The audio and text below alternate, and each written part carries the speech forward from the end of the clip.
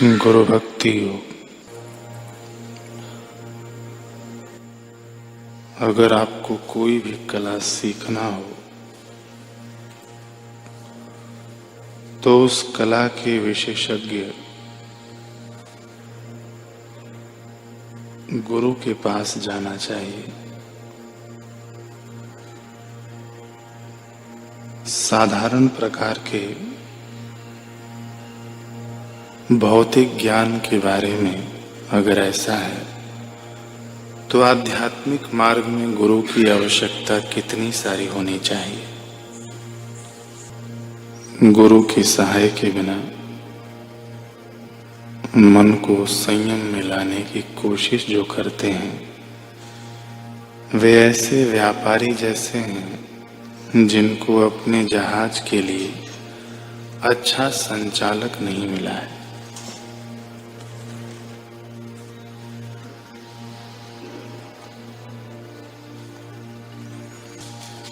गुरु की प्रशस्ति माने ईश्वर की प्रशस्ति।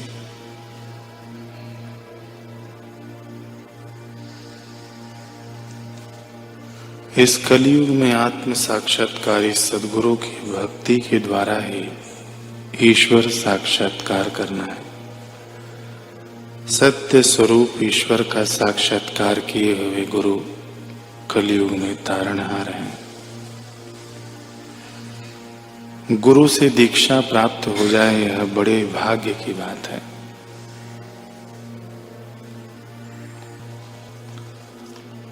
सद्गुरु के लक्षण बताते हुए पूज्य श्री बता रहे हैं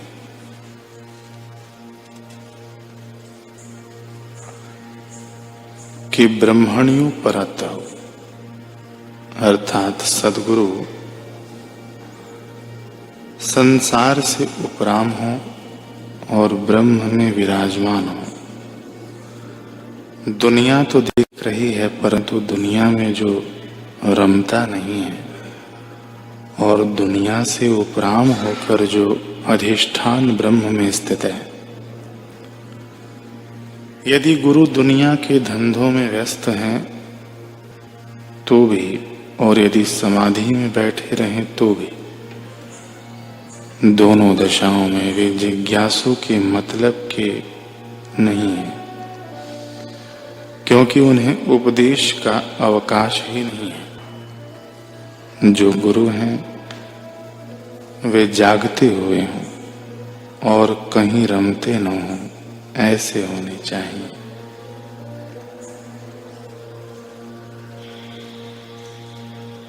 अगला लक्षण शांतो निरिंधन इवानल अर्थात सद्गुरु शांत हो। कैसे शांत? जैसे ईंधन रहित अग्नि। गुरु तो कृतार्थ हैं, उनके सारे प्रयोजन पूरे हो चुके हैं। न कोई साधन भजन करने का उन्हें कर्तव्य शेष रह गया है, न कोई स्थिति प्राप्त करनी शेष है। तब अब जो शांति उनके जीवन में छाई है उनकी उपमा कैसी है कि ईंधन तो सारा जल चुका है किंतु अग्नि शेष है। अपने आप अग्नि जलती नहीं, क्योंकि लकड़ी, कोयला, उपला सब खत्म हो चुके हैं। धुआं बिल्कुल निकलता नहीं। राख में ढकी जलती आग है। यदि चेला फूंक कर आग जला दे तो काम निकल जाए, अन्यथा अपने आप तो वह बुझ चुकी है। यह शिष्य की मुमुक्षा जिज्ञासा है कि वह बुझती आग को भी प्रज्वलित करके प्रकाश कर ले और तत्व ज्ञान प्राप्त कर ले। इस अर्थ में गुरु शांत होते हैं। गुरु शांत हैं अर्थात उनकी वृत्ति को अब विषय की जरूरत नहीं है। गुरु से यह कहना कि हे सद्गुरु जी, आप अपने आप जो हमारे हित में हो वह उपदेश दे दो, ठीक नहीं है। उनकी दृष्टि में तो सब नित्य शुद्ध बुद्ध मुक्त हैं। उन्हें तो कल्पना नहीं कि तुम ऐसे रहो या वैसे। वे तो जानते हैं कि तुम मुक्त ही हो। जब तुम अपने में अज्ञान, दुख, जड़ता, बद्धता का अनुभव करते हुए गुरु से निवेदन करोगे कि वे तुम्हें उनसे बचाएं, तब वे तुमसे कहेंगे, अरे नहीं, तुम तो साक्षात ब्रह्म हो। तुम में अज्ञान, दुख, जड़ता, बंधन का लेश भी नहीं है। परमानंद स्वरूप तो नहीं तो में दुख लेस, अज अविनाशी ब्रह्मचित जिन आने ही अक्लेश। तुम स्वयं परमानंद स्वरूप हो। तुम में दुख का लेश मात्र भी नहीं है। न तुम्हारा जन्म होगा न मरण, परंतु तुम तो केवल चेतन ब्रह्म हो। अगला लक्षण अहेतुक दया सिंधु हो। सद्गुरु दया के सागर होते हैं, परंतु उनकी दया का दान किसी हेतु से नहीं होता। अपरित्याग लक्षणा उनकी दया होती है।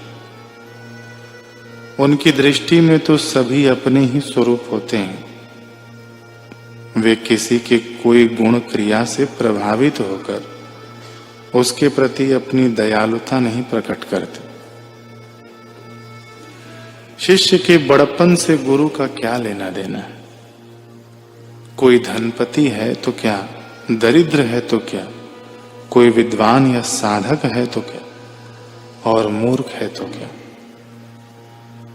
वे सबके प्रति सम है। जो भी उनसे प्रेम करते हैं उनके प्रति उनकी अकारण दया बरस पड़ती है। अगला लक्षण शरणागत बंधु हो। जो गुरु के प्रति आकर झुक जाए, शरणागत हो जाए कि अब वह आ गया, उनकी बात मानेगा, उन्हीं से उसका कल्याण होगा। उसको गुरु स्वीकार कर लें और अभय कर दें, यह गुरुत्व का लक्षण है। तो गुरु मिलने पर क्या करें?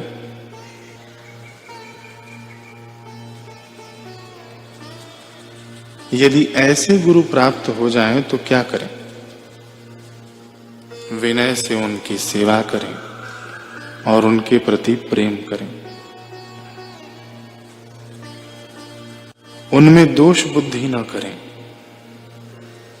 और उनके महत्व को हृदयंगम करके उनसे ही अपने कल्याण की आशा रखें। इस प्रकार सेवा और भक्ति से गुरु को अपने अनुकूल बनाएं।